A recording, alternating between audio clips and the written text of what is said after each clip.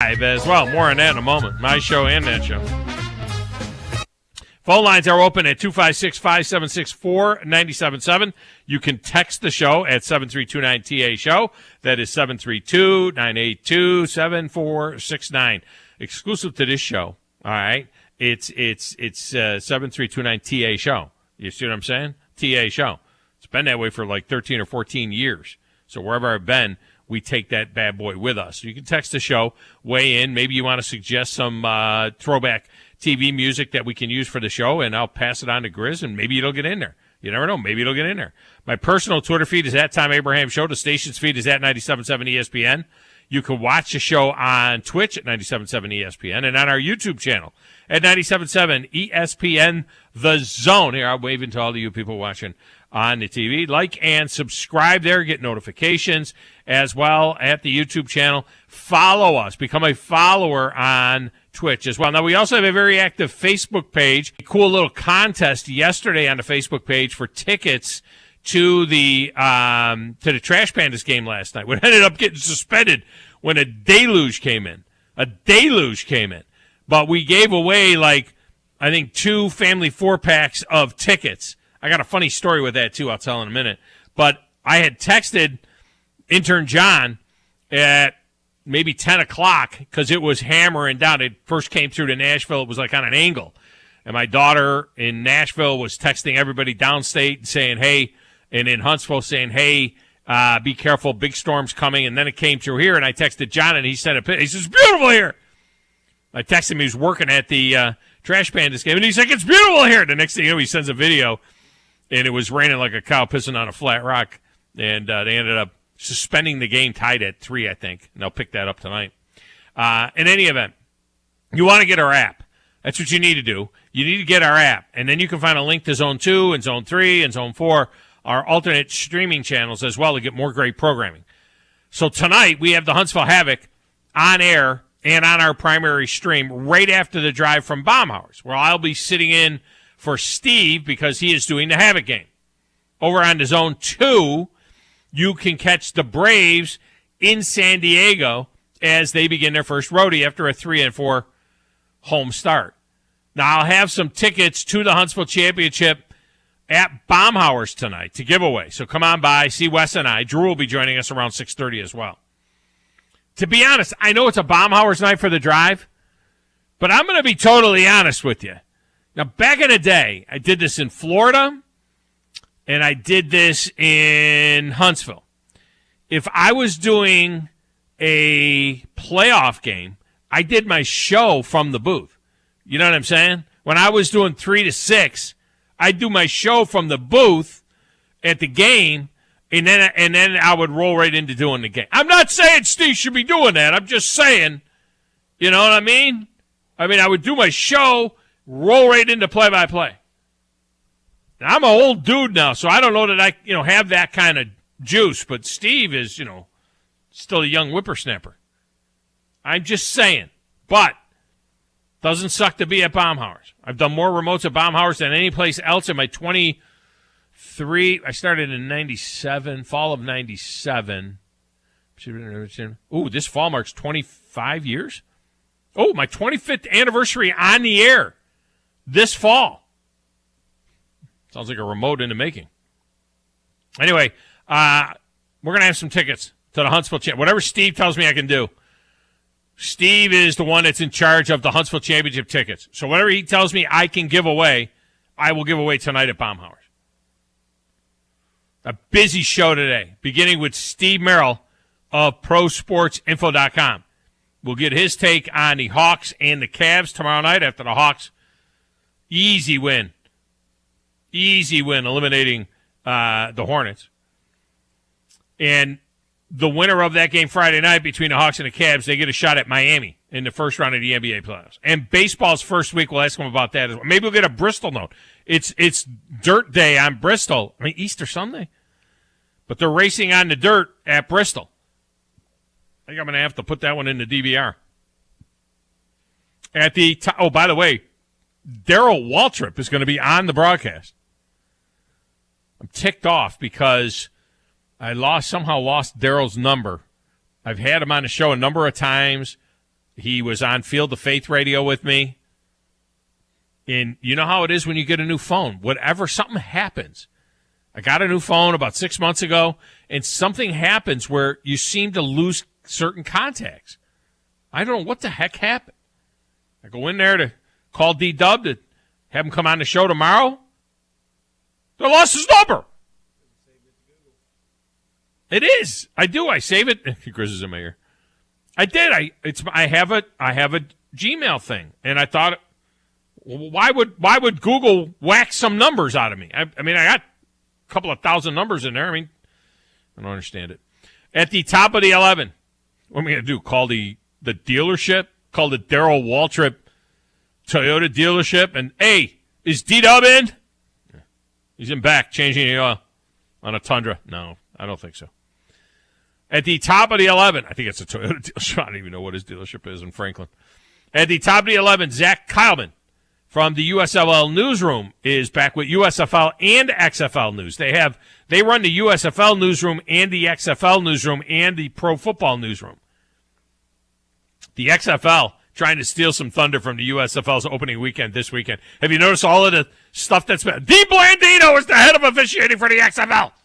They made that announcement. Yesterday, they announced all their coaches. They got no teams yet, but they announced all their coaches. Just trying to make noise off of the back of the USFL's launch on Saturday. Zach will update us on spring stock as well.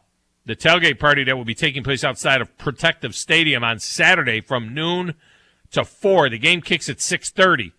Noon to 4, spring stock, green lot, Protective Stadium. We will be there. And by we, I mean Grizz and I will be there. Grizz will probably be there before I get there. But we will be out there. We'll be involved in that. You are welcome to come on down. And then today, Havoc coach Glenn DiTullio joins us to set up the Havoc's quest for a 4th President's Cup. Playoffs begin tonight at the VBC.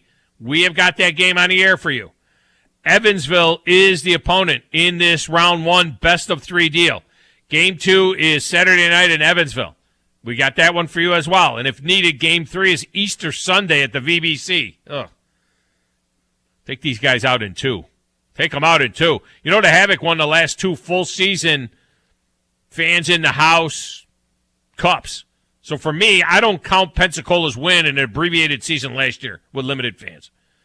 As far as I'm concerned, the Havoc are going for 3 in a row. It's my take. I'm sticking with it. What a night in baseball last night. I mean, you could be a naysayer when it comes to country hardball, but it is like a soap opera.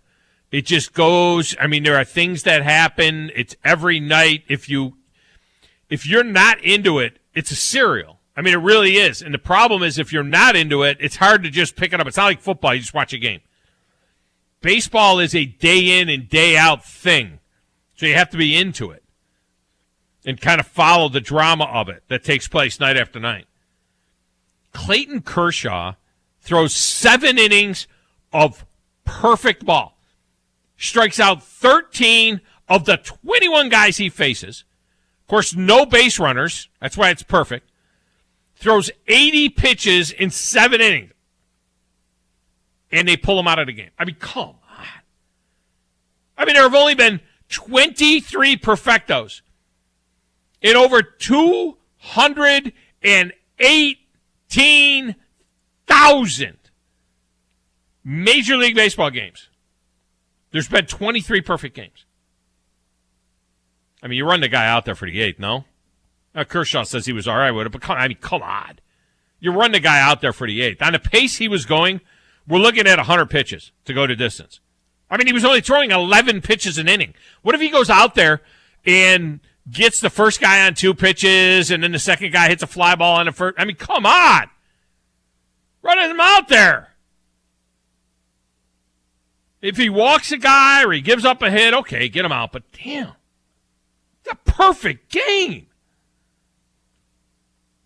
Cleveland Guardians phenom Stephen Kwan, we've been following his story, finally swung and missed a pitch last night. Kind of. He saw 116 pitches this season before his first swing and miss. And I say kind of because it was a foul tip into the catcher's mitt, which counts as a swing and miss. It's not a foul ball. It's only a foul ball if you foul it off. But if you swing at it and tip it into the catcher's mitt, it's considered a swing and a miss.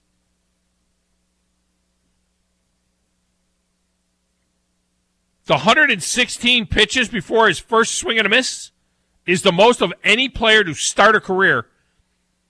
Oh, it's got to be since ever. But the records only go back to 2000, according to the Elias Sports Bureau. It surpasses a record set by David Fletcher in 2018. Now, here's the rub. Who in the hell is David Fletcher? I'm talking about this Stephen Kwan like he's Joe DiMaggio. David Fletcher. Who is David Fletcher? Fletcher's an infielder for the Angels who's hitting 77 this season so far. I mean, just 77. Just 77. He's not even on the interstate. He's not hitting I-77. He's just hitting 77. 5 years in the bigs, Fletcher is a 279 hitter who has hit 12 homers and 121 RBI in 5 years. 445 games. So I guess we'll have to see where Stephen Kwan is in 5 years. Kwan has yet to swing and completely miss a ball. He has yet to have that swing where he swings and completely misses the ball. But he was 0 for 4 last night, sending his average plummeting to 526. His career average has plummeted to 526. And in New York last night, Vlad Guerrero having himself a night with 3 bombs. His second career 3-homer game in Toronto's 6-4 win over the Yankees. And here's a fun hockey note. Let me get this in. Ryan Hartman of the Wild got in a fight with the most hated guy in the game, Evander Kane of the Oilers. And then he flipped him off after the fight. He flipped off Evander Kane after the fight. Now, here's the thing. Hartman was fined $4,250 for the flip-off, which is like the league maximum for it. He says it's definitely worth it. It's definitely worth it. The fans started a GoFundMe page to pay the $4,250 fine, which now money is pouring in, which Hartman says he'll donate to a charity. But get this, even Evander Kane's soon-to-be ex-wife put $200 in the pot. Her husband got beat up and flipped off, and she put $200 in the pot. I mean, you alienated all the Sharks. He allegedly tried to pay his soon-to-be ex-wife $2 million if she aborted her pregnancy. Well, wait a minute. Maybe it's not his wife. No, I guess it's not his wife. I'm sorry, my bad. It wasn't his wife. It was some other woman. Some other woman who he knocked her up, and he told the woman that I'll give you $2 million if you abort the pregnancy. She had an abortion, and he has not paid the money. They're having an ugly divorce. She put $200 in the pot for the guy that beat up her husband. Over there so it's not a great story. I know it makes you feel a little uncomfortable, a little bit queasy. Over there in a little glass room with the slanted ceiling, playing the platters that matter and the stacks of wax and answering the phones, keeping us on the air, maybe trying to kick me off the air after that story. It's DJ Grizzy Grizz. Who in the blue hell are you? What is your name? It doesn't matter what your name is. I'm I'm the producer of this show. If I didn't step up, you're nowhere. I put this thing together out of spit and polish. I think this is one of the traits of a really good producer. Keep the talent happy. I'm all jacked up on Mountain Dew. Now, Tom. Hey, Tom. Testosterone high today. Testosterone, whatever the f*** it is. It really doesn't matter what you think. All right? It really doesn't matter what you say. Any of you play sports?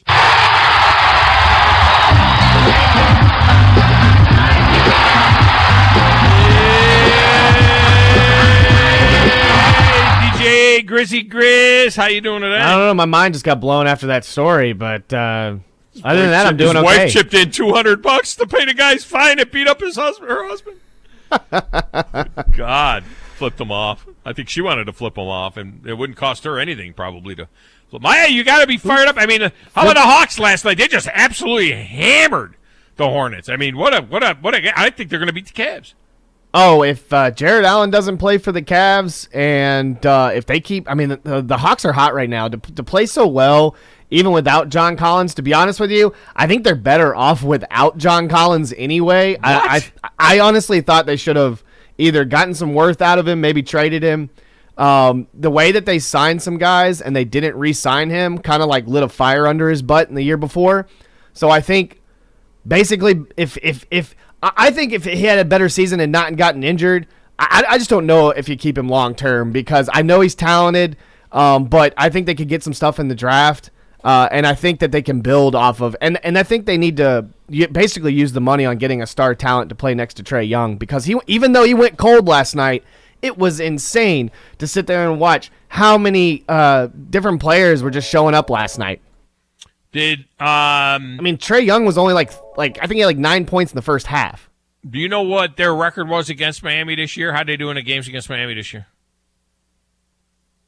Sorry, I had to pick up a phone call. It was nobody. It was nobody, pretty much. It was nobody.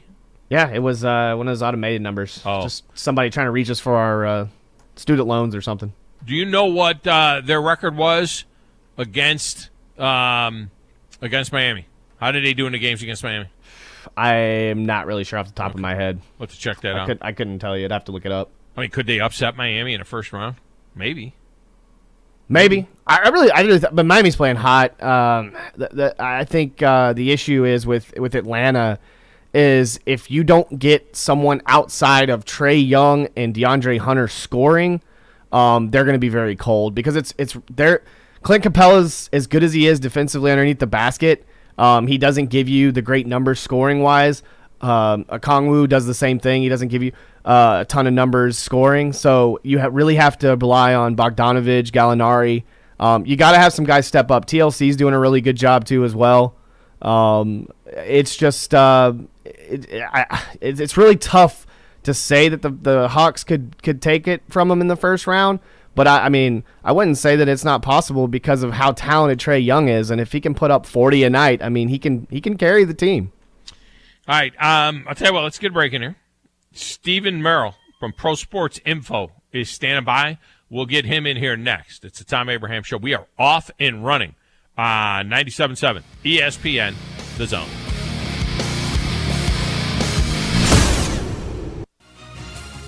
You're listening to the Thom Abraham Show on 97.7 ESPN The Zone. This is Brent Musburger's VSiN Action Update on 97.7 ESPN The Zone. Heads up, sports bettors. Right now you can try VSiN All Access free for 30 days with no credit card required. Visit vsin.com/free month to sign up now.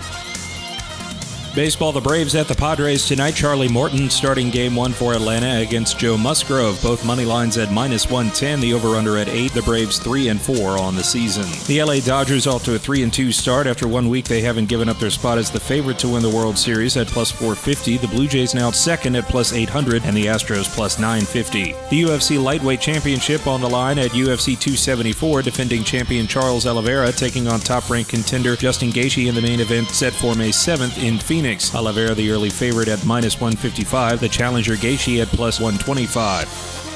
I'm Trey Westerberg, 97.7 ESPN The Zone.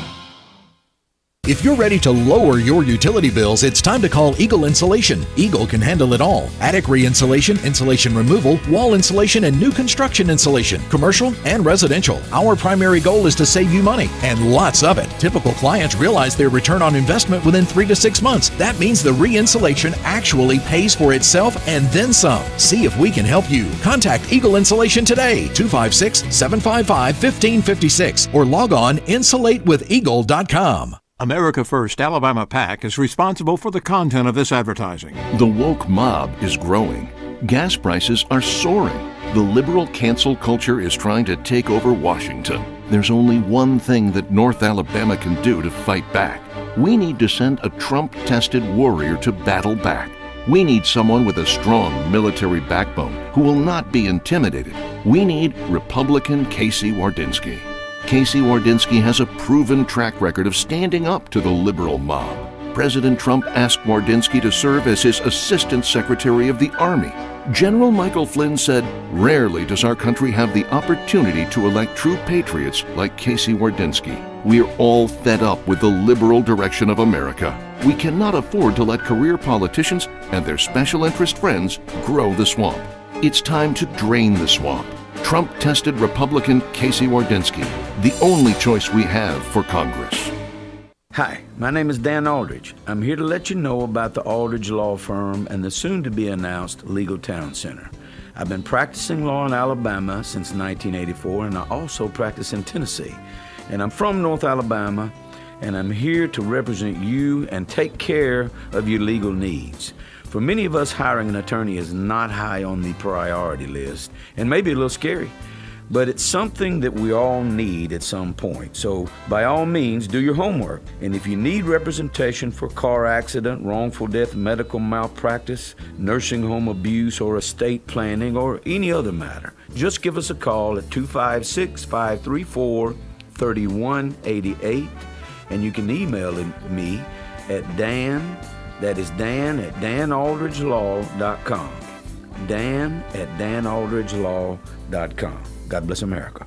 No representation is made that the quality of legal services to be performed is greater than the quality of legal services performed by other lawyers. This is Wes Neighbors talking to Chris Haygood of Bob Wallace Appliance. Chris, what sets you apart from other appliance dealerships? Wes, these appliances are going into the most used room in your house, your kitchen. The way we have these appliances displayed, it's easy for you to visualize how they'll look in your home. Wes, what sets us apart is the people. They're well trained. In fact, they live and breathe these appliances. And if you need service, you'll really appreciate our parts department. Contact Bob Wallace Appliance at 256-533-2121.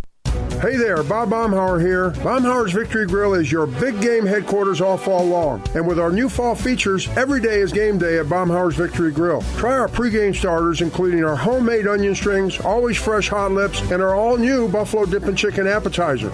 Our main events include incredible chicken, fish, and shrimp selections, always featuring local Alabama Gulf seafood. And don't forget our Sunday Blitz, 11 to 6. Baumhauer's Victory Grill. Legendary fun, legendary food.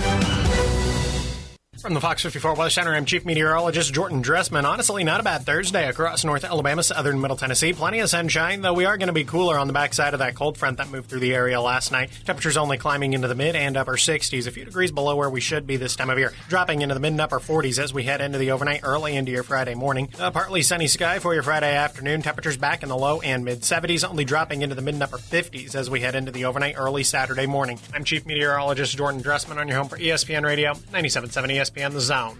Want to save some money? I can take money and I can make it into more money. Just check out our zone deals online at 977ESPN.com. We are 97.7 ESPN The Zone.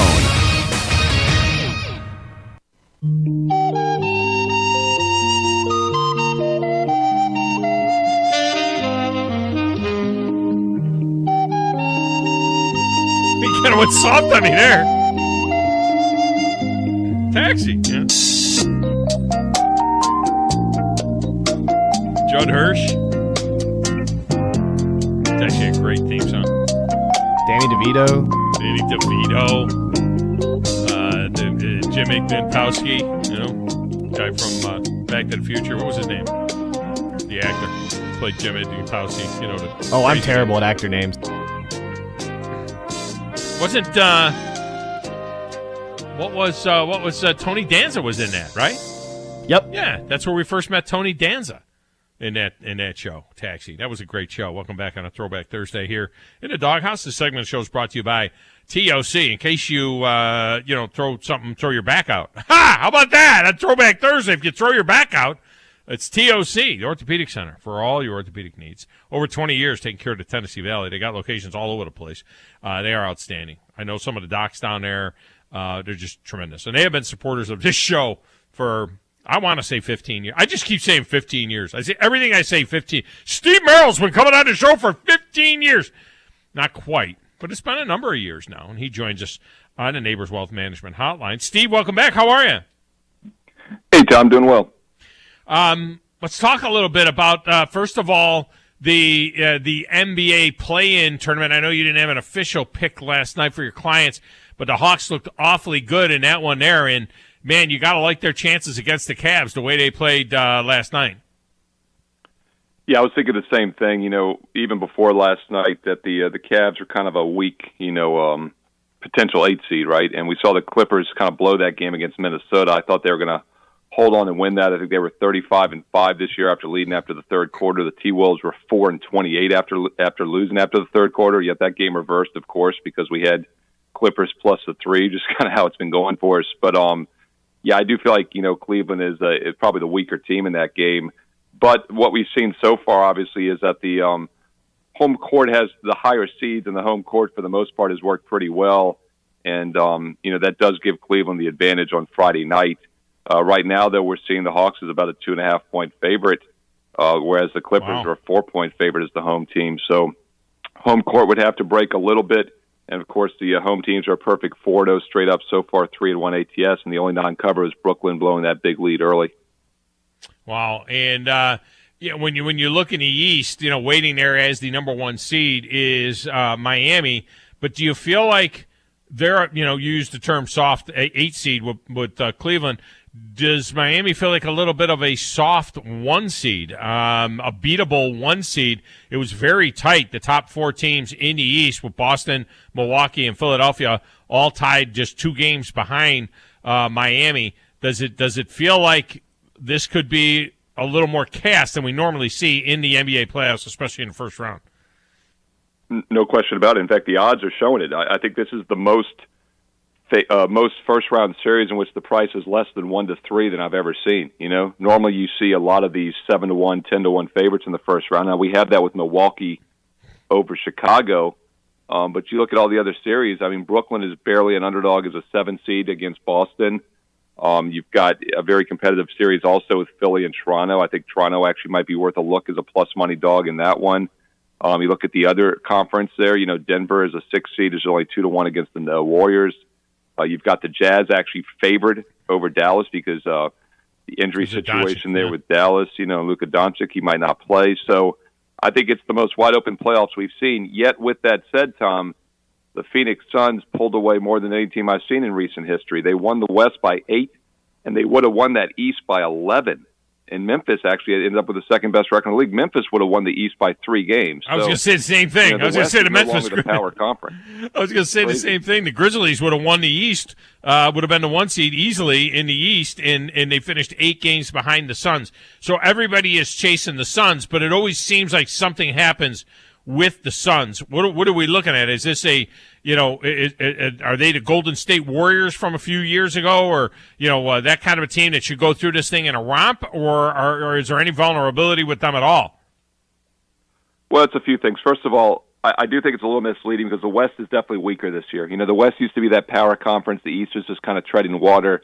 I think the East is more competitive, so I don't necessarily think Memphis would have necessarily won the East if they had to play more Eastern Conference games. I think they would have been in that same boat with, Milwaukee, Boston, Philly, Miami. And as you said, all those teams were within 2 games of each other. So the 4-seed 76ers had the exact same record as the 2 and 3 seed, Bucks and Celtics. So it's a little misleading in that regard. But one thing I will say about the NBA playoffs, and one of the reasons I think it's the best moneymaker in all of sports, I've done this since 1996, the same situational analysis, the same, I don't want to say zigzag, because it's a selective zigzag. The bounce-back strategies that I employ, they work year after year.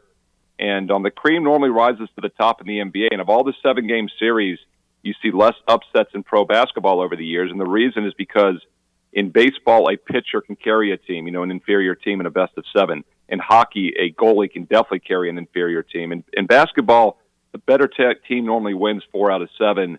So I would think Phoenix is going to make a pretty deep run here. I would expect them to win the conference. Memphis would be the 2nd seed. It's hard to see them knocking off the more experienced Suns, at least this year. But in the East, I do think it's wide open, and it's, kind of setting up pretty well for Milwaukee again.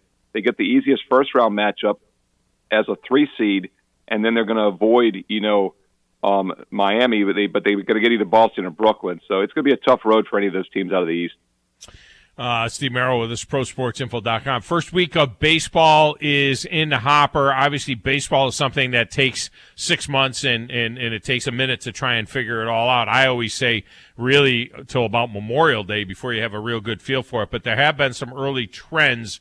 What are you seeing early on here in baseball, especially totals-wise? It seems like there's some scoring that's been going on.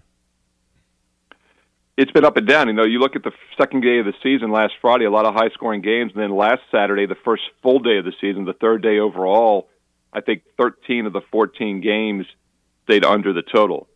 So it's always kind of strange, but you also have to be kind of careful not to over or underreact, to short-term results. The one thing that was on the radar for me is the fact that there has been limited spring training this year. We got off to a slow start the first few days. We had a 2-0 sweep yesterday. I'm going to rely on my numbers still, and I do think a lot of that was just short-term random variance. When 2 or 3 games don't work out like you think, you got to be careful not to jump ship all of a sudden. Like you said, it's a long 6-month, 160-plus game season for everybody. But I do think the offenses have been a little more inconsistent, both good and bad, because of the limited spring training. I think pitchers can dial it in a bit more. I think these offensive guys maybe needed the first week to get on board.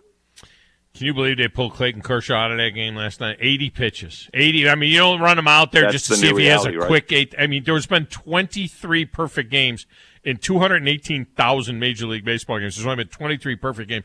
Do you not run the kid out there and let him at least, who knows? He might get the side in 6 pitches or something. I mean, it was just crazy. No, it drives me crazy, and you had a perfect storm of awfulness there because Kershaw is aging. He's had some injuries over the years, and then all of these pitchers, because of limited spring training again, are on restricted pitch counts more so than ever. Plus, baseball's just like that now. But, yeah, it makes absolutely no sense to me, especially this early in the season. Dodgers look loaded again, though, but it was a shame to see that. One guy I will point out real quick who was actually the preseason Cy Young favorite for the American League. And when I saw this, they don't let you take the no bet on those. They usually just let you take the yes at 5-1. Be careful with Garrett Cole. I talked about this on some shows yesterday. He pitched again last night. This is a guy that went just 4 innings in his first start with a 6.8 ERA and did not look dominant again last night against a very good offense, obviously, in the Blue Jays, who actually hadn't been hitting the ball that well. But the reason I bring up Garrett Cole is because this is a guy mid-season last year when they started cracking down on the sticky stuff. I thought there was definitely a drop-off in his game. And if you look at the last half of the season last year, he had some good outings, but he had a lot of bad outings, more than normal. And after the first 2 games this season, he's given up 6 runs in just over 9 innings. So be very careful with Garrett Cole. That East is going to be brutal. I mean, you can make a case for Tampa Bay. Toronto looks like the class of the group right now. Boston is still Boston. Yankees, there with all their firepower. I mean, outside of Baltimore, I mean, that looks like a 4-horse race all year long. Yeah, and just how bad are the Orioles going to be? This is a team that won 52 games and lost 110 last year, and the division looks tougher. So it's going to be a long season for the Orioles. I think they play 70 or 90 of their games against those 4 teams. And they got the number 1 pick, and there's a kid that's a real phenom that is coming out that they fully expect the Orioles to take with the first pick in the draft. But it's not like football or basketball when a guy can get in there and immediately contribute. It's not necessarily that case when it's a 18-year-old kid coming out of high school. But it's really sad because I grew up in Rochester, New York, when they had the affiliation with the Rochester Red Wings and the Orioles for 43 years, and there was something called the Oriole Way. There is a whole generation of people now that know nothing about the Oriole Way, but it's sad that this organization just cannot seem to get it right or get out of its own way. It'd be better for baseball if Baltimore was good, and it's really sad what's happened there in Baltimore. Well, I mean, as you know, I grew up in the D.C. area, Washington, D.C., Northern Virginia, and we didn't have the Nationals, of course, in the 80s and 90s. So the Orioles were always my team. Cal Ripken, Eddie Murray, The '83 World Series team was one of the first World Series I remember as a kid. So they were my team growing up, and they, even before that, as you said, they were a power for decades. They've had some tough runs. The good news is that I don't have to decide now if I want to go to just Oriole games, because the Nationals look pretty bad this year too. So I'll be getting some pretty cheap tickets this year if I want to go to some games. Well, at least they took 2 out of 3 from Atlanta. Atlanta not off to the slow start they had last year, but still a little bit of a slow start, 3-4 in that homestand. You wonder, is this the year the Mets finally get it done? Every year they're predicting, they're gonna, and then everybody breaks down and all the pitchers, arms fall off and everything else. But they're off to a quick 5-2 start. I like Philadelphia as well. I like Joe Girardi. And every year, somebody else is predicted to win that division, and the Braves have won it 4 straight years. But you wonder whether or not Philadelphia and New York can kind of separate themselves at all, or whether or not Atlanta will be there all season long. I talked about this last year. I think we talked about it here on the show and some other shows I did. Like midseason, I was saying the Milwaukee Brewers were a really good futures bet at like 10-1, 14-1 at one point midseason, because it looked like they're going to win their division, but all they had to do was make the playoffs, and they had the best 3-man rotation and 2 of the best pitchers, with Woodruff and Burns. And that's what all, like I said earlier, the 7-game series, the 5-game series in baseball, it's all about pitching. The Mets don't even necessarily have to win this division. They've scratched DeGrom last week. He's still on the 10-day disabled list. So they might not win the division if they don't get him all season, but if they're healthy come postseason with DeGrom and Scherzer in maybe 4 out of 7 games, or even 5 out of 7 in any playoff series, they're going to be tough to beat. And keep in mind, more teams make the playoffs this year. So that Mets 1-2 punch, assuming that Scherzer stays at his normal level, is going to be as dangerous as anybody in the league. Steve Merrill with us, Pro Sports Info. I know you don't put out picks for NASCAR, but you love NASCAR and you follow it closely. Do a little of your own action, but this is that unique week when they race on the dirt. Easter Sunday. I'm not a big fan of Easter Sunday racing, because I just have to DVR this one, I guess, and check it out. But this is the second go-round for it. Is this one a little more predictable? I mean, there's guys that you can look at that are guys that have experience in dirt racing, and you just jump all over those guys, similar to what we do with the road courses, and how much different will it be the second go-round? So, the Kyle Larsons of the world, Christopher Bell, those guys, Chase Briscoe's off to a quick start. Those kind of guys who have some dirt history, do we jump on those guys? Yes. I mean, there's no question we got to look at last year's race. It's really the only one that we have on this track as a dirt track. And then, of course, guys with dirt experience in general should be pretty good. But we also, are going to have some practice sessions. In fact, we have 2 of them on Friday night this week. So something definitely to keep an eye on. It's a Sunday night race, by the way. It's 7 Eastern. So that makes the Easter thing a little easier, because I was surprised as well, Tom, that they were racing on Easter Sunday. But I kind of like the 7 o'clock night race. I'll probably catch it at that point. I thought it was a day race when I first saw it, so that kind of threw me off as well. What we got to talk about last year, though, is that, yes, we thought coming in last year, limited practice, they'd never been here before, that we thought, be the dirt guys, right? Joey Logano wins the race. From what I recall, Truex Jr. was very strong in that race. His overall finish was 19th, but he led 126 laps. He led twice as many laps as anybody else. So the 19th place finish, very misleading by Truex. Logano led 61. Suarez led 58. Daniel Suarez could be a little bit of a sleeper maybe this week. Denny Hamlin finished 3rd, led just 1. He did just win at Richmond, but that was his first top 10 of the season. I don't think Hamlin's quite there yet this season. Another guy I'll point out is William Byron was leading late at Richmond, should have probably won that race until the late caution. And then, of course, last week at Martinsville, he wins the race in overtime. He finished 6th last year, but he did not lead any laps. But those are guys that have been good. Blaney was top 10 as well. He was good the last 2 weeks.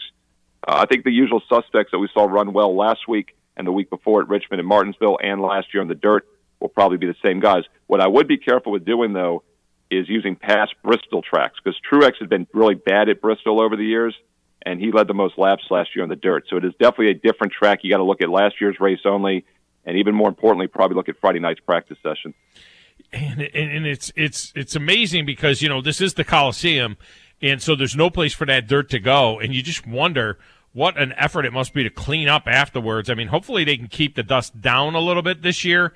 It got really bad at times last year. We'll see how that dirt hardens up and so on. But, man, I mean, it's got to get so It's not like when they're racing on a dirt track and there's only a grandstand on the front stretch, and the dirt can kind of go someplace. That I would think that whole place is just covered in that stuff. It must take weeks to clean up afterwards. I thought the same thing. When they were doing it last year, just initially, I was thinking, is it really?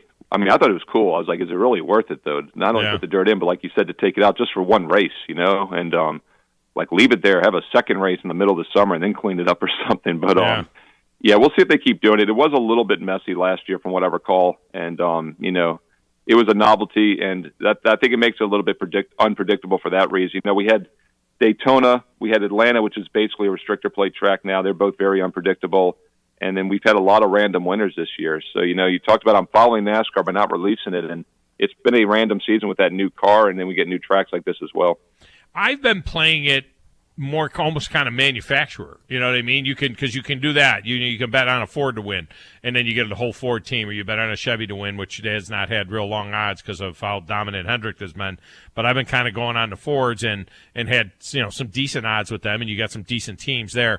And I've also been taking the flyer on Logano because he's my guy. And so you throw $50 on Logano, and he always seems to be now over a plus 1,000 or more, which is surprising to me. He was close a couple of times this year, but they just are not right. They're just missing something this year. I don't know how many more weeks I'm going to throw something on him. Well, last week he finished second and almost got in a position to win that race against William Byron in overtime at Martinsville, another half-mile track, and he won the race with the second most laps led on the dirt last year. So I definitely would not talk you off Logano this week. He was one of the guys initially on my short list. Always a pleasure, Steve Merrill. How did they get it? Take advantage of your service? Yeah, we're talking NASCAR, but I'm obviously putting out best bets in MLB and NBA every day. As I said earlier, I think the NBA playoffs are the single best moneymaker in all of sports. In fact, last April, this monster run I've been on, a 109-75 NBA sides run over the past year. I was number one overall last year at WagerTalk.com and MLB totals starting last April. So this is a great time of the year to be baseball and basketball. I know a lot of people take the summer off and wait for football. Build your bankroll now. And if you email me and mention the show, I will send you a free best bet. You can choose whether it's baseball or basketball. Just mention the show. Free best bet, Steve Merrill. It's steve@prosportsinfo.com, steve@prosportsinfo.com. Always a pleasure. Steve, I appreciate you, man. Thanks, Tom. All right, we'll grab a break here. We'll come back with a final segment of this hour. By the way, Grizz, did you get the suggestion from the Plainsman? He sent, I'm not sure what it was, the Rifleman? Something like that? Yes, I also got another suggestion through the phone. So okay. Kind of working on that right now. All right, sounds good. All right, we'll get a break in here. We'll come back. Phone lines are open, 256-576-4977. Next, right here on 97.7 ESPN, The Zone.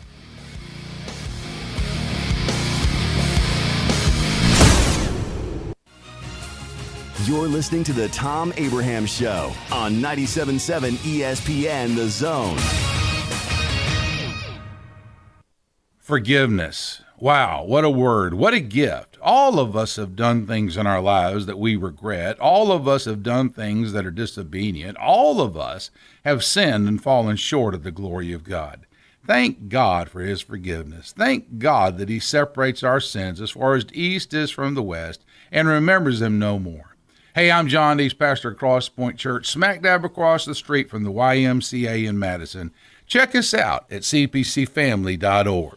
What's better than Valley Equipment Rental? Two Valley Equipment Rentals, and that's just what we have now. The original on the South Memorial Parkway between Drake and Airport Road, and their second location on North Memorial Parkway just north of Winchester Road. Valley Equipment is locally owned and has more skid steers, excavators, and lifts than anyone in the area, plus all the small tools that you need to get the job done like a pro. And if you are a pro, you need to check out the new North location now because Valley Equipment has what you need. Learn more at valleyequipmentrents.com. Ann Adams with Berkshire Hathaway Rise Real Estate is the one name to know if you're buying or selling real estate. With years of local experience, Ann Adams offers buyers in-depth knowledge of the local housing market and will narrow available properties down to those you'll be interested in so you can save time when shopping for your new home. If you're ready to sell, Ann offers a seamless process using accurate pricing and expert negotiation skills to make sure you get a fair price for your home. Call Ann Adams today at 256-337-2625 or log on bhhsriserealestate.com. New Message. Hey, girlfriend, it's Carol from jury duty. We never actually spoke, but I saw you ordered the same hoagie as me at lunch. What are the chances? Anywho, I heard you just got a boat. We should totally grab some hoagies and take it out for a spin. When you get a boat, you also get new friends. Make sure Progressive's one of them and get coverage today for as little as $100 a year.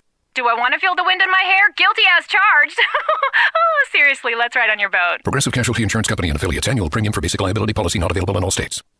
Hey, Bobby White from Woody Anderson Ford back again to talk to you about how easy it is to make a custom factory order. Just click WoodyAndersonFord.com, hit the top banner, then start making your selections. It's really simple, and you'll end up with the exact vehicle you want. Not only is there no extra charge to custom order, but at Woody Anderson Ford, we'll take 5% off MSRP on top of any additional factory rebates on the 2022 F-150, Bronco Sport, Explorer, Expedition, and Ranger. Another option for you is a certified pre-owned. We have over 100 Ford Blue Advantage certified pre-owned models to choose from. Our Ford Gold certified are low mileage, gently used with great warranties. They've passed a 175-point inspection by certified technicians and come with a 24-hour roadside assistance, plus a full tank of gas and a fresh oil change. Also, don't forget our service department is offering a free pickup and delivery when it's time for your next Ford service. Woody Anderson Ford, Jordan at Sparkman. Hope to see you soon.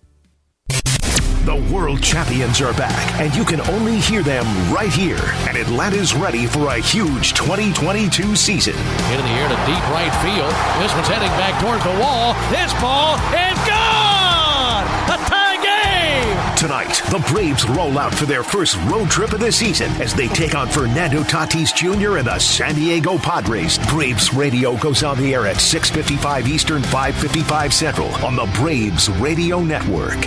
From the Fox 54 Weather Center, I'm Chief Meteorologist Jordan Dressman. Honestly, not a bad Thursday across North Alabama, southern Middle Tennessee. Plenty of sunshine, though we are going to be cooler on the backside of that cold front that moved through the area last night. Temperatures only climbing into the mid and upper 60s, a few degrees below where we should be this time of year. Dropping into the mid and upper 40s as we head into the overnight, early into your Friday morning. A partly sunny sky for your Friday afternoon. Temperatures back in the low and mid 70s, only dropping into the mid and upper 50s as we head into the overnight, early Saturday morning. I'm Chief Meteorologist Jordan Dressman on your home for ESPN Radio, 97.7 ESPN The Zone. April means A-Day. You know, folks, the more things change, the more they remain the same. Alabama is still Alabama. Listen to Alabama football all season long on 97.7 ESPN The Zone.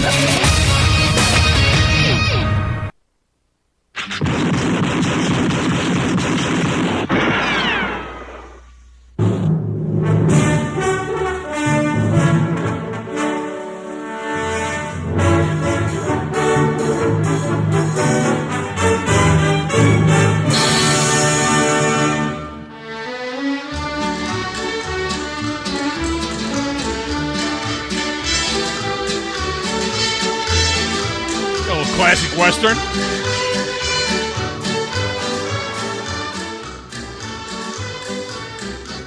Plainsman he's dating himself with that one. I mean, I know of the show. I guess I'm dating myself too. Well, not really, but you know of the I'm an show. old soul. You are an old soul. He's a little different. No Virginian? He didn't want any Virginian? Well, no. Did you like Westerns? You like the old Westerns? Westerns? Definitely. I have, I guess I got that from my grandfather, really, because I think one Christmas I got, a bunch of John Wayne, and I just love all the old Western shows, and just, there's sometimes where, I'm just flipping through, the local channels, and sometimes I'll go to the Grit Network. Yeah. Oh, I don't know if I got And you'll Grit. see, Gunsmoke and all these other classics. I mean, it's... Is it sacrilegious to say that I actually liked the remake of True Grit better than I liked the original with John Man, Wayne? you know... I know. I love the original. McClintock will always be my favorite movie from John Wayne. Because that movie's just hilarious and off the wall. When I was a kid, I saw True Grit at a kid, when I was 6 or 7 years old. I'll never forget it. I saw it at the drive-in with my parents and my little sister. They took us to the drive-in. The first movie was 101 Dalmatians. And that was Yes. for us. That was the movie for us. It was 101. Yes. They took us Love to see it. 101 Dalmatians, and that was like at 8 o'clock or 8:30 Eastern. And then after that was the adults movie, which was True Grit with John Wayne. And back then, you'd have an adult movie. I mean, he'd shoot people and stuff. You didn't have any blood. Wasn't Robert Duvall in that movie? They didn't cuss. They didn't really cuss in the movie that I can remember. There wasn't any sex in the movie or anything like that. It was just a John Wayne True Grit movie. I don't remember if Robert Duvall was in that movie. It's distinctly possible that he was in that movie. It's why, see, I love Yellowstone, but the bad thing about Yellowstone doesn't need all of the language. It doesn't need that. Yellowstone could be fantastic without all the F-bombs, and they use it gratuitously. It's not like just, here's one or there's one. It's like everybody, men and women, they just say it in like regular, in business meetings and stuff. And I don't think that's the case. I don't hear that. I mean, I go to meetings all the time and stuff. I don't hear that being a part of our regular conversation now. Have you watched any? Oh, no, go ahead. I was just saying if it takes away from it. No, I get it. Yeah, some shows just aren't good with the total, just non. I mean, there's some that can throw it in there the right way. But I was just gonna ask you, have you watched any of the older series? I guess the newer of the older series, 1883. Have you seen? I watched any of that? The first 2 episodes, and it was so boring that I didn't watch it anymore. And it turns out it's just a one-time deal. Oh, okay. Yeah, it turns out they're just running it the one time, the one season. And so there's, Tim McGraw and Faith Hill, they'd only signed up for the 1 year. And it was just 10 episodes or 12, whatever it was. So there's a new one this upcoming season called 1932. Okay. And it's the next generation of Duttons. So you had your 1882 or whatever. That was the beginning of the Dutton family. Yeah. The 1932 one, I'm hoping that I'm interested in that one. But Yellowstone, and then of course they spun off. They're spinning off 4 6s off of Yellowstone. Yeah, I really enjoyed the show The Sun. I think I've said this before. I love that show. The Sun with Pierce Brosnan was a great show. What happened to it? It was only like a 3-season show. Did it even make it to the 3 seasons? Yeah, it was from 2017 2019. I think it went to 3 seasons, and then it wasn't much. I don't think you could really go from where it was, to be honest with you. All right, coming up top of the hour, Zach Coleman will join us from the USFL newsroom and the XFL newsroom. We'll talk some spring ball and spring stock with him next. And then Glenn DeTulio is in as well after that. All on 97.7 ESPN The Zone.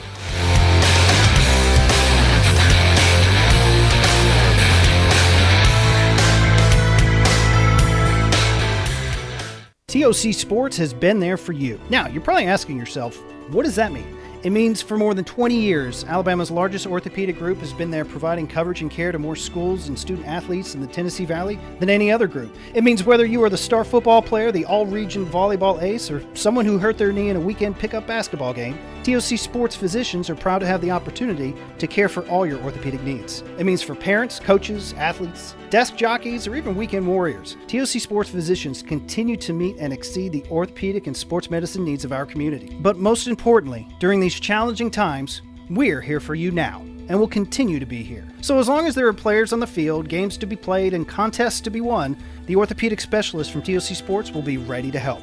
We don't know what the future holds, but you can count on the TOC Sports team to stay committed to you, so you can stay in the game. Call 256-539-2728 today and ask to see a TOC Sports physician. Check them out online, also Facebook, Twitter, and Instagram.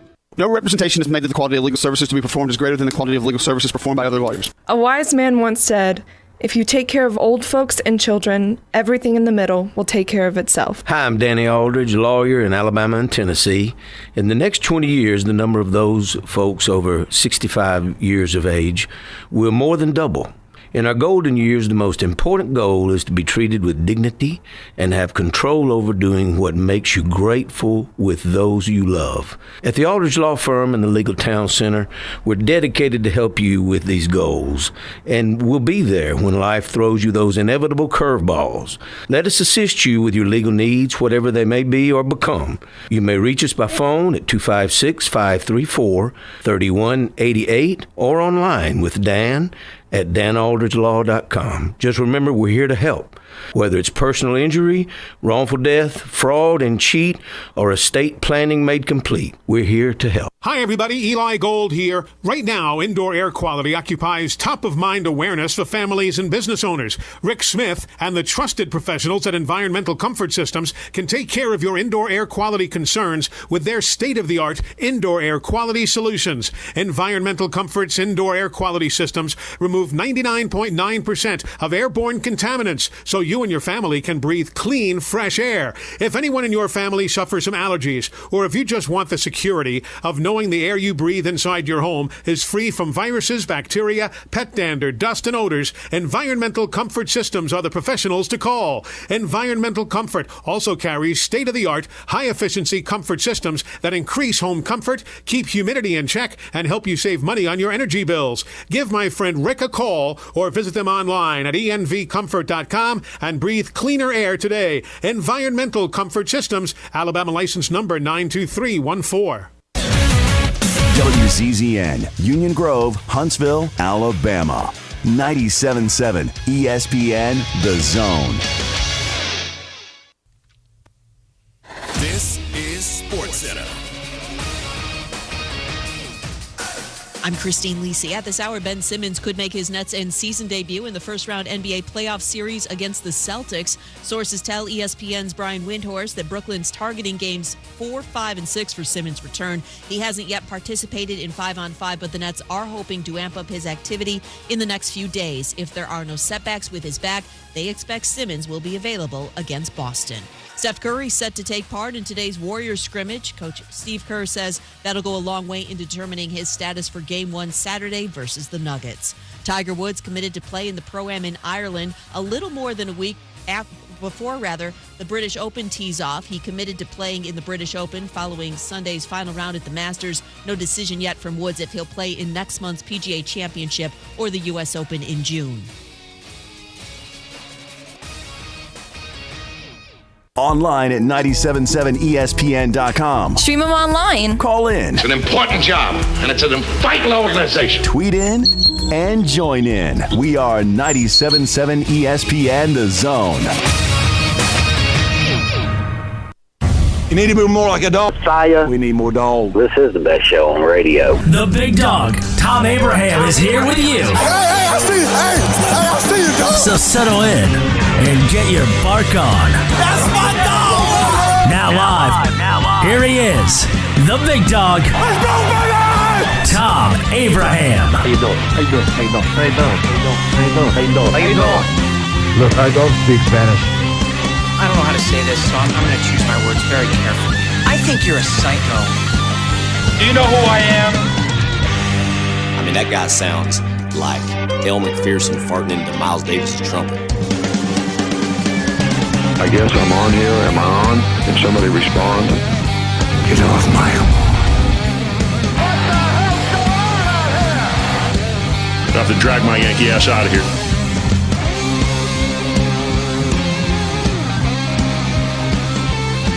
And welcome back, hour number 2 of the Thom Abraham Show here on a Throwback Thursday. Glad that you are with us. This segment of the show is brought to you by Valley Equipment Rental. That's right, Valley Equipment Rental. The only thing better than one Valley Equipment Rental is 2 Valley Equipment Rentals, and now they've got a second location on the north side of town. We'll call that Valley North, and that is up just north of Winchester Road on the North Parkway, and they got more room there for bigger equipment. The contractors will love that. Go on up there and check out the larger excavators, the dozers, the they still got, of course, the skid steers, the big lifts, and all that kind of stuff as well. So, but now with 2 locations, they're able to serve the Valley that much better. And, of course, they've got all the oddball equipment, the hand tools, the different things that you might only use for a particular job. And they're catering not only to the contractor, but also to the individual homeowner as well. And we are in that time of year when there's a lot of projects that you want to get knocked out. You need Valley Equipment to help you get that project knocked out. Check out Valley Equipment, Ross Roberts and his team.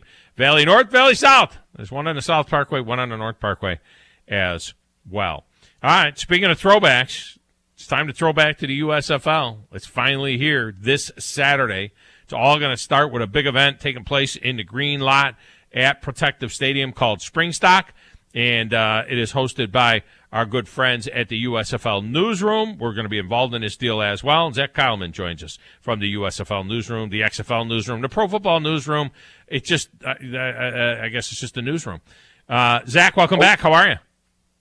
I'm doing fantastic, Tom. Can't believe the week is here that we're going to get to launch and be with the USFL down in Birmingham. I'm excited for this event. I would say ecstatic is an even better term.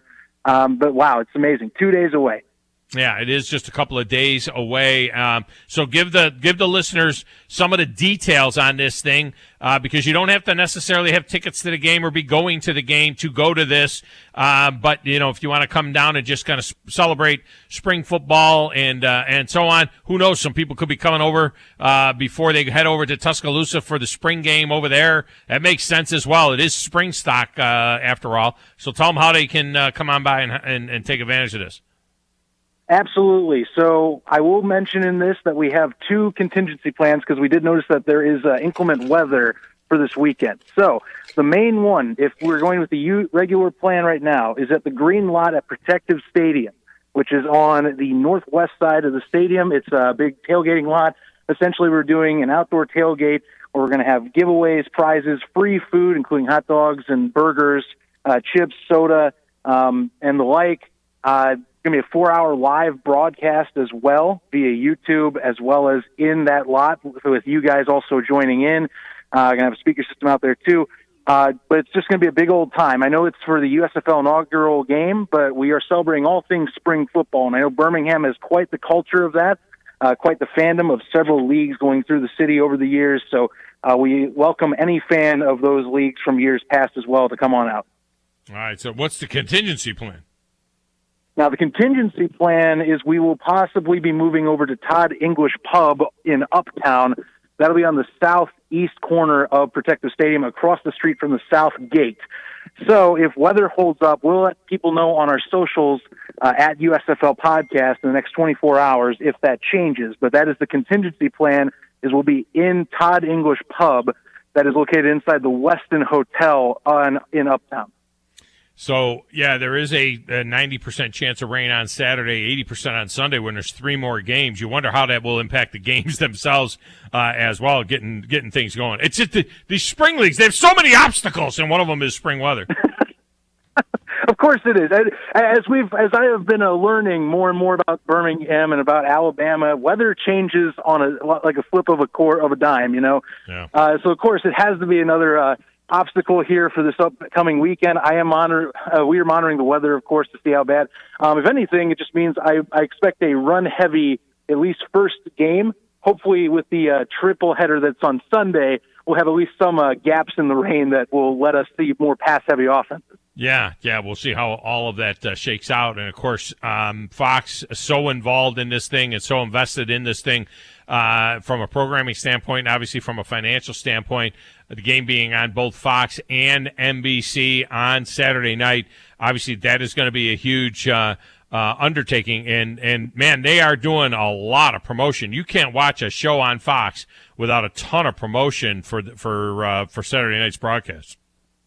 Unreal. They have been putting as much into it as possible. Corporate synergy is the phrase that is fitting this very well. I mean, you can't go anywhere beyond a Fox channel, a Fox News, at least broadcast, having some USFL mention or commercial. I mean, we've seen Mike Pereira go on Fox News and advertise the rules. Daryl Moose Johnson's been everywhere on Talk Corners on FS1.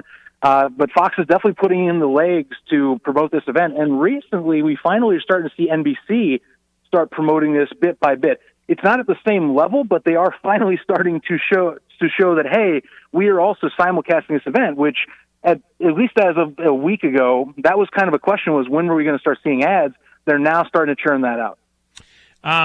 We didn't know there was going to be, quote unquote preseason games. There was no coverage of those, but I don't know if they were really full blown games as much as just scrimmages, kind of almost to work out the kinks from the technology that is involved in this deal. It seemed like more than anything else, right? Because from what I understand, it was basically touch football. There wasn't, they weren't tackling to the ground and all of that. It was almost like a scrimmage, a practice scrimmage, but more to kind of take advantage of shaking out all of the technology that they have. Yeah, that was essentially what we understood as well. So they did, of course, do these in different scenarios during the day and night. The last scrimmage was between the Panthers and the Stars, and a lot of the footage that has been shared on social media was highlighting some of the technical aspects of these broadcasts that are quite surprising. So, for example, you're going to see drone cameras being used quite often in these broadcasts. Love that. Yeah. They have 2 sky cams as well. So one's going to be overhead, the other's going to be more following the players like a traditional sky cam. We have, I believe it's 16 to 18 players per game are being mic'd up, so plenty of audio coverage. And they're also doing, again, like the XFL 2.0 did, you're going to see in halftime footage of teams trying to make adjustments and possible other things that come up when you are preparing to get that second half. So they are trying to put as much production value into this as possible. Daryl Johnson's actually quoted as saying it has just as much, if not more, than their NFC Championship broadcast from this past year. I guess one thing that confuses me is that if you're using drones, why do you need sky cams? You know what I mean? That's the one that was kind of interesting to me. And I don't know if there's any danger with a drone, will be somehow spinning out and ending up in the stands or something like that. But I think the idea of utilizing the drone is going to be outstanding. Yeah, so I am looking very forward to the drone. It's funny, now, Jeff Badette for the Michigan Panthers, he did make a tweet. I don't know if this is 100% correct or it was a joke, but he did say that one of them did hit him while they were doing a practice while trying to train here. So that is a risk. I'm assuming that they have that put into account. But I like the drone ideas for just a little bit of a more close-up follow view. One I really love is that they did a test with a kickoff, and it almost looks like he was playing Madden NFL. Yeah, I saw that. That was cool. They came in low at the ground level, and then it came in. Now, the thing that I am not a fan of is the helmet cam, and I hope they don't overdo it because it's nauseating to watch. It's just, it's too much. It's like pylon cam sometimes can be. It's a gimmick, and yeah, I get that part of it, but sometimes it actually, I don't know that it adds anything. I hope they don't overdo helmet cam. I do think that they'll have to see how they can balance the helmet cam, because I do like it for maybe a quick kind of flash in if you're scoring or if there's a big play. Maybe it's a jump ball type of scenario, so you want to see how the receiver was reacting kind of in his vision. But it does, if you overuse it, I will say myself, it does get a little nauseating at times. But again, just kind of Fox is just trying to think outside the box, make this where it's like you're almost mesmerized to watch this too. And, of course, trying to make this good football as well. The first down line, we've been calling for this for years in the NFL. Yeah. I don't know why the NFL resists it. We know the NFL has chips in their balls because they use it, with the AWS stuff and all of that kind of stuff. So I don't know why they didn't do this, but, it'll be interesting to see what ends up being utilized. I know that the XFL technically is the proving ground, the petri dish, if you will, for some NFL ideas. But you wonder how many of these ideas that we're going to see this spring will end up also in the XFL and then ultimately in the NFL. But I think once we start getting the first down technology similar to what we have in tennis, for example, I don't know that you can ever put that pace back in the tube. Yeah, I don't know if you can. If it works out flawlessly, I think we see those conversations kind of increase, because a lot of the discussion around, of course, the digital terms of trying to mark the first down is people keep on asking, well, what if the knee goes down before the ball actually was placed? So, you can't fully attribute for that. There's other aspects of calculating where the ball could be at a specific moment. So I understand those, but if this does go off without a hitch, and if it does look like it'll be successful and it moves the pace of the game as well, I think the conversation picks up. We know the NFL loves, in terms of spring leagues, they love monitoring things that work and what they can add to their game that could make the game of the NFL broadcast a little bit better. So this is something I think teams and at least organizations are looking very closely at.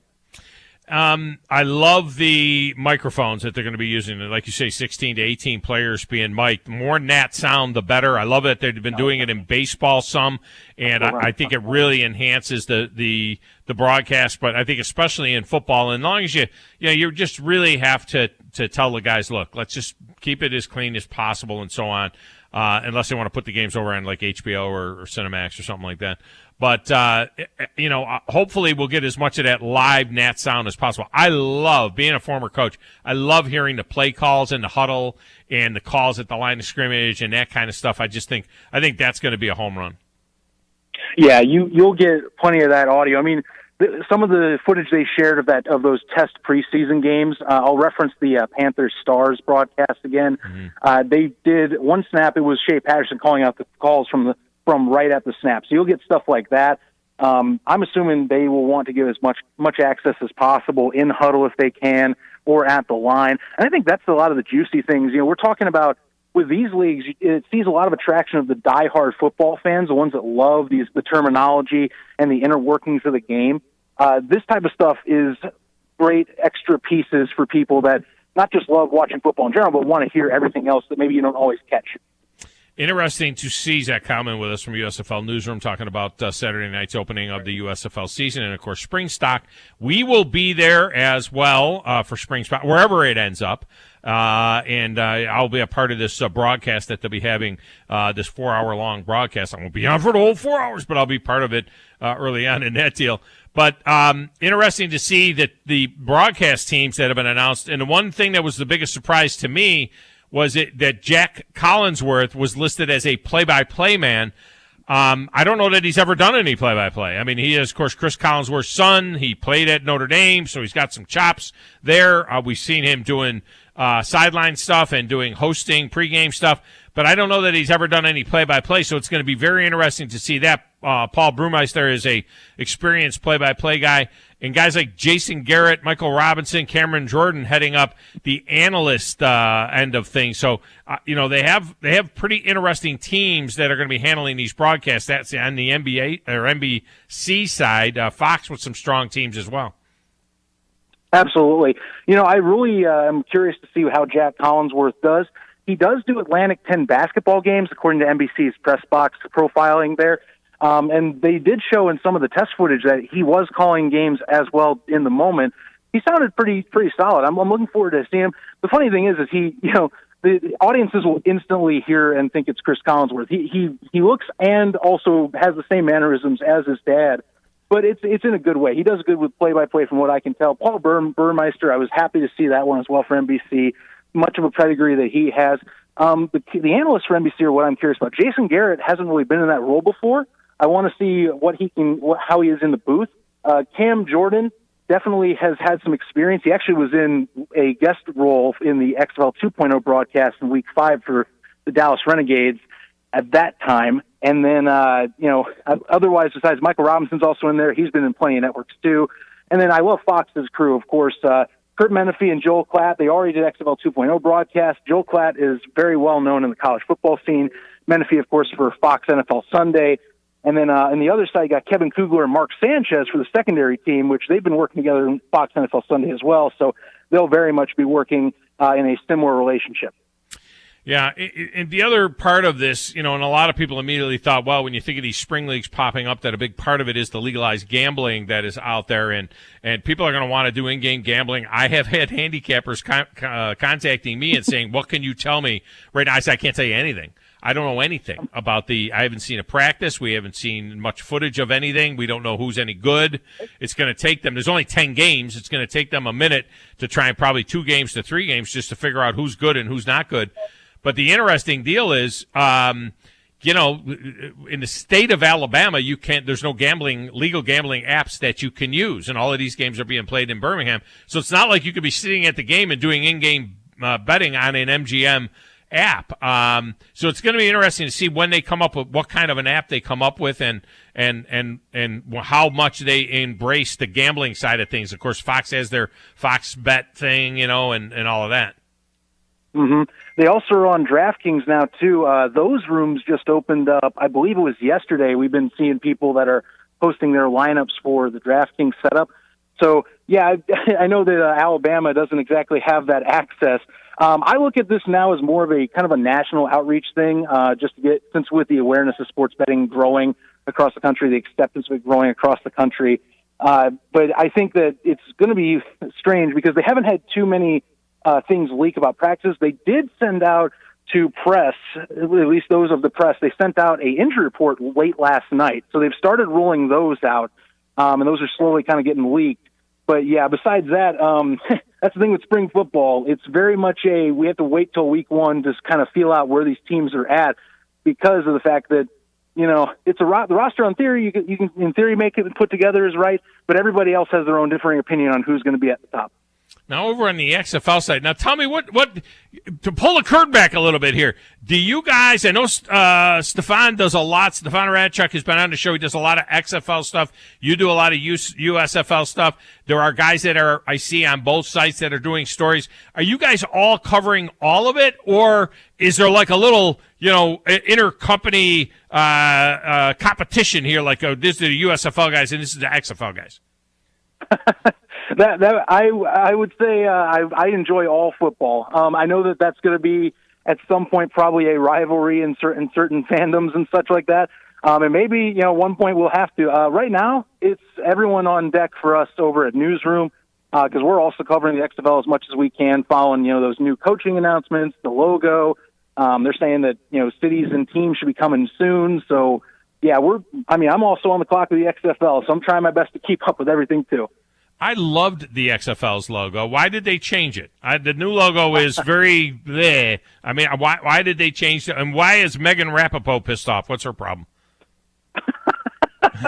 I'm sorry. I'm getting a laugh that you brought that up. Okay, let me explain.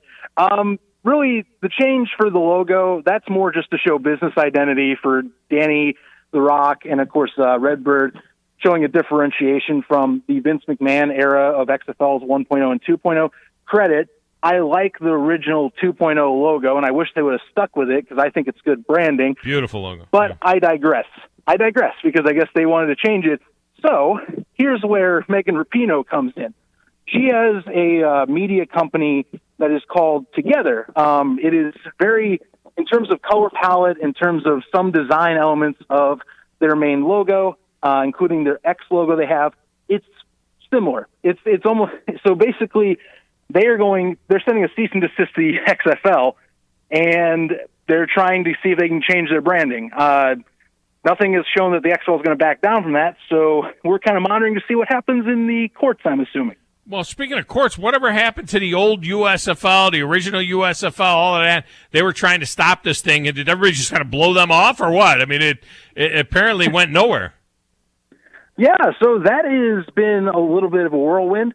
They were supposed to have a discussion on an injunction for usage of the logos in terms of the teams and the main logo for the Fox version of the USFL before the season. That court date got moved back to April 18th. So if you're keeping track of the dates at home, right, the 16th is the inaugural game. So they won't even be able to get the court case in until the season's already kicked off. And people are wondering, say it does go south, does Fox have a backup plan? This is all so interesting, all of this news that's going. And, of course, there's no doubt that the XFL is trying to steal the thunder. All of the announcements they make, they announce these coaches and these coaching staffs and so on that they have. They announce all of this, not the staffs, but the head coaches. They got no teams yet. Then we hear that the Terrell Buckley, a friend of the show, Matt Zenith, says that Terrell Buckley is going to be the coach of the Orlando team. Oh, what? There's an Orlando team? What do we know here? Do we know cities yet? What's going on? We don't know exact cities. There's some rumored cities going on right now, or ones that seem more concrete. So when Reggie Barlow was announced as a head coach for the XFL before the official announcement just yesterday, they were stating that San Antonio was going to be his team to coach. So that was brought up, and then of course you mentioned Terrell Buckley when he was announced that he was going to be signed with the XFL before the official one. Orlando was brought into the mix. We also heard Las Vegas might be an option, and that potentially Los Angeles and New York might not be markets next year.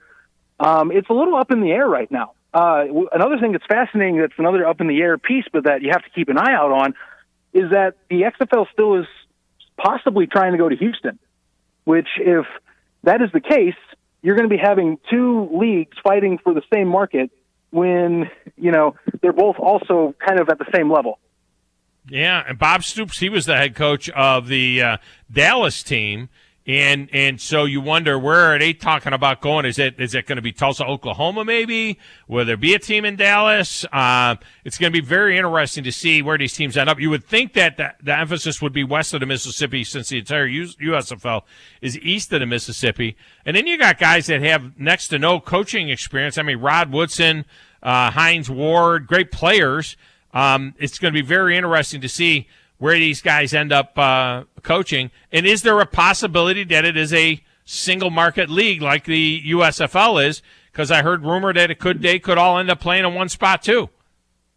Maybe Dallas. That's up in the air right now too, Tom. I mean, I think that they still want to primarily go to cities. I think that is the main goal. They've been kind of keeping the talk of venues in any of their releases as their main objective. But when you think about these leagues, you have to do some cost control. And, the USFL, at least this is the first large-scale experiment with this. But as we have seen, costs do come down with the setup that they have. So, the XFL has to kind of gauge what they want to do. Credit, they are backed by a multi-billion-dollar company there with Redbird Capital. But those are options that they have to consider. I still think, though, and from what I'm understanding, I still think they're going to be going to venues, though. I think they will be in cities come next year.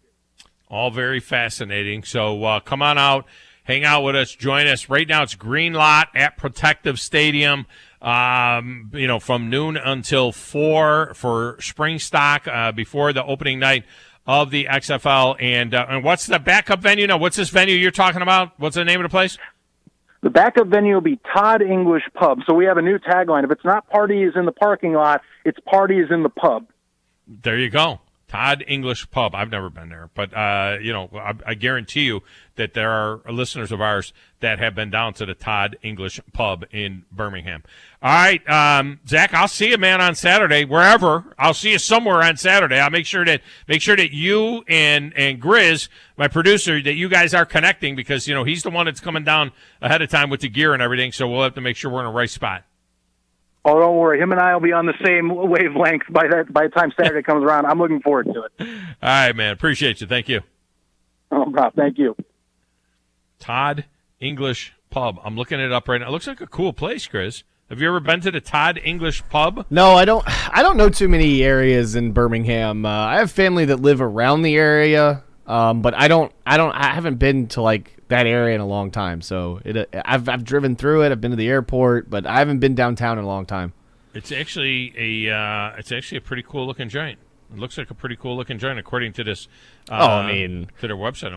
I'm Irish, so I'm going to go to a pub either way. I mean, if there's a pub going on and there's a party going on, especially if it's going to rain a little bit too, and we can get out of the weather a little bit, why not? Well, maybe they have some good food too. They're only calling for 90% chance of rain. Oh, no, that's 90%, So, there's 10% chance, I guess. Well, sounds like I'm going to get me some good food and a good beer. I think that we should just go ahead and make this decision. I vote for Todd English. Just go ahead and hang out at the pub. There you go. All right, let's get a break in here. When we come back, a guy that has maybe been in a pub or two or three, maybe sometime in his life, you never know, Glenn DiTullio. He is the head coach of the Huntsville Havoc, and he's coming up next right here on 97.7 ESPN The Zone.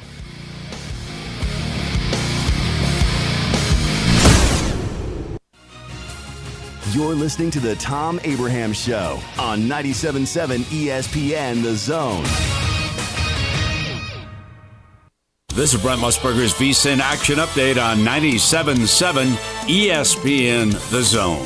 Heads up, sports bettors. Right now you can try VSiN All Access free for 30 days with no credit card required. Visit vsin.com/free month to sign up now. Baseball, the Braves at the Padres tonight. Charlie Morton starting game 1 for Atlanta against Joe Musgrove. Both money lines at -110. The over-under at 8. The Braves 3-4 on the season. The LA Dodgers off to a 3-2 start. After 1 week, they haven't given up their spot as the favorite to win the World Series at +450. The Blue Jays now second at +800, and the Astros +950. The UFC Lightweight Championship on the line at UFC 274. Defending champion Charles Oliveira taking on top-ranked contender Justin Gaethje in the main event set for May 7th in Phoenix. Oliveira the early favorite at -155. The challenger Gaethje at +125. I'm Trey Westerberg, 97.7 ESPN The Zone. T-minus 3, 2, 1, blast. Trash Panda Nation, ignite the fun. Let's rock it. The Rocket City Trash Pandas continue their first homestand of the season tonight against the Pensacola Blue Wahoos. Not only is tonight happy hour, but it's also the first giveaway night of the season. The first 2,000 fans 18 or older will go home with a Trash Pandas commemorative pint glass. Get your tickets now at TrashPandasBaseball.com. Trash Pandas Baseball. Have a blast. Let's rock it. When I chose a garage door company, I did my homework. I needed Precision Overhead Garage Door Service. They have a 5-star Google rating. I checked their reviews and liked what their customers had to say. Precision Overhead Garage Door has lifetime warranty packages. Same-day service if I call before 2 p.m. If they can't make it the same day, my service call fee the next day is waived. They did a 25-point safety inspection on the door and operator. Now that's peace of mind. Residential, commercial, and gate services. Precision Overhead Garage Door Service. Call 256-400-4500. Hey, Bobby White from Woody Anderson Ford back again to talk to you about how easy it is to make a custom factory order. Just click WoodyAndersonFord.com, hit the top banner, then start making your selections. It's really simple, and you'll end up with the exact vehicle you want. Not only is there no extra charge to custom order, but at Woody Anderson Ford, we'll take 5% off MSRP on top of any additional factory rebates on the 2022 F-150, Bronco Sport, Explorer, Expedition, and Ranger. Another option for you is a certified pre-owned. We have over 100 Ford Blue Advantage certified pre-owned models to choose from. Our Ford Gold certified are low mileage, gently used with great warranties. They've passed a 175-point inspection by certified technicians and come with a 24-hour roadside assistance, plus a full tank of gas and a fresh oil change. Also, don't forget our service department is offering a free pickup and delivery when it's time for your next Ford service. Woody Anderson Ford, Jordan at Sparkman. Hope to see you soon.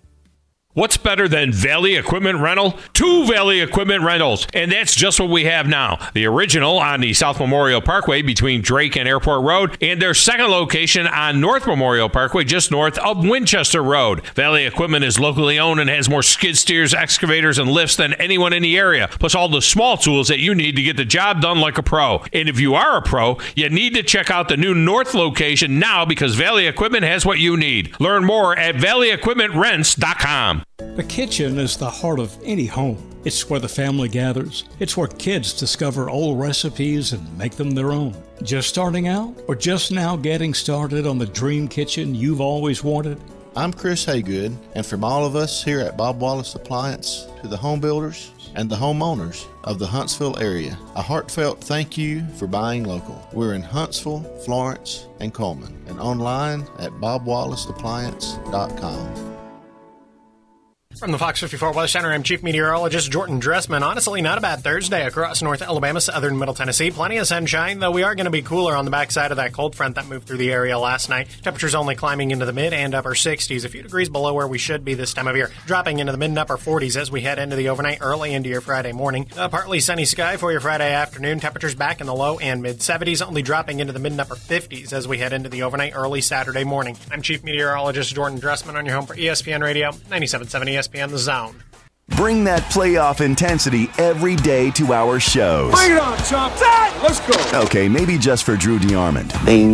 Me. Listen for Talkin' Ball with Scott Tyson and Drew. Weekday mornings starting at 7 on 97.7 ESPN The Zone.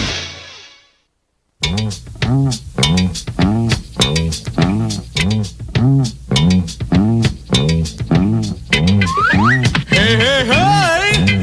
It's Fred Albert, and I'm gonna sing a song for you. And Bill's gonna show you a thing or two. I did too. I was like, what the hell is going on here? It's a throwback Thursday.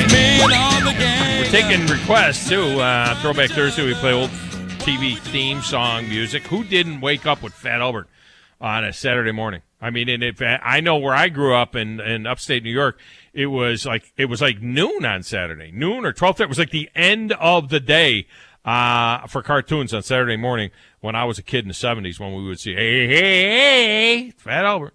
It's good stuff. Glenn DeTulio has got his team ready to go into the playoffs as the Havoc. Look, I said this earlier. They won the last 2 full season, full crowd, full throat seasons in the SPHL. I'm not counting Pensacola's little win last year, that little truncated season with empty buildings. I'm not counting that. So as far as I'm concerned, they're going for 3 in a row. All right, and I think it would be the 4th overall. And Coach DeTulio joins us now as they get ready for play tonight. He's on the Neighbors Wealth Management Hotline. Coach, welcome in. How are you? Yeah, I'm great. How you doing?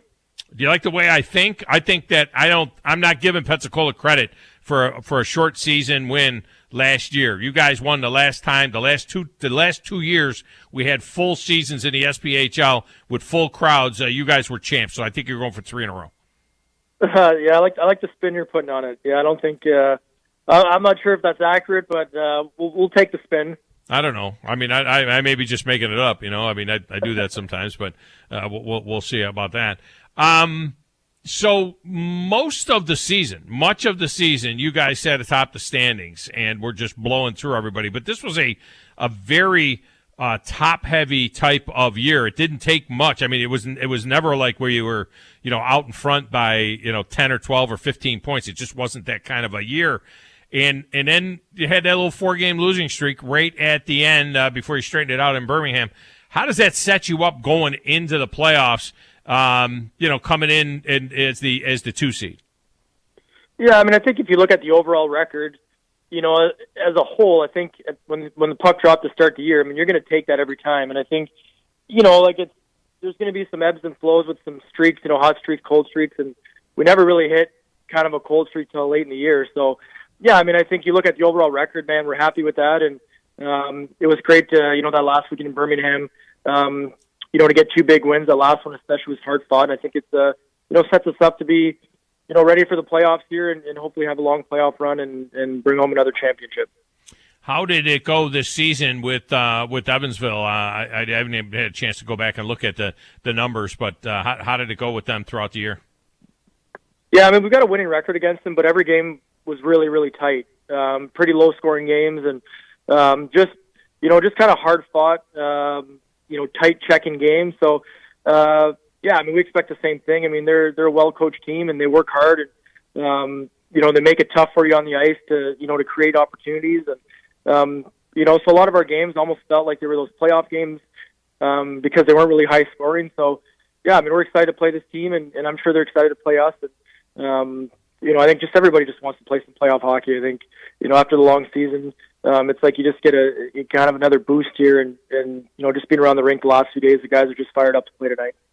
How are you health-wise? I know you had some big names that were out near the end, but you got some veteran leadership that's been in there. Where are you at right now with the health of the team?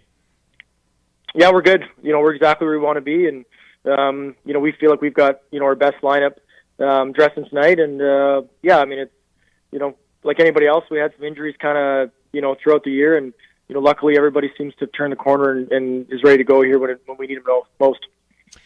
It's not that you weren't a physical team, but you have kind of embraced a different kind of hockey. This isn't the old days of, minor league hockey where everybody's dropping the gloves all over the place and kind of gets out of games. You have a very talented, skillful team. Just talk about how you built that team that way and why you built it that way. And, of course, bringing in Jacob Barber, another skilled player. You're not the biggest team in the world. You got some size on the blue line where you need it, but you are just a very skillful team, which is something that a lot of times you don't see, in minor league hockey.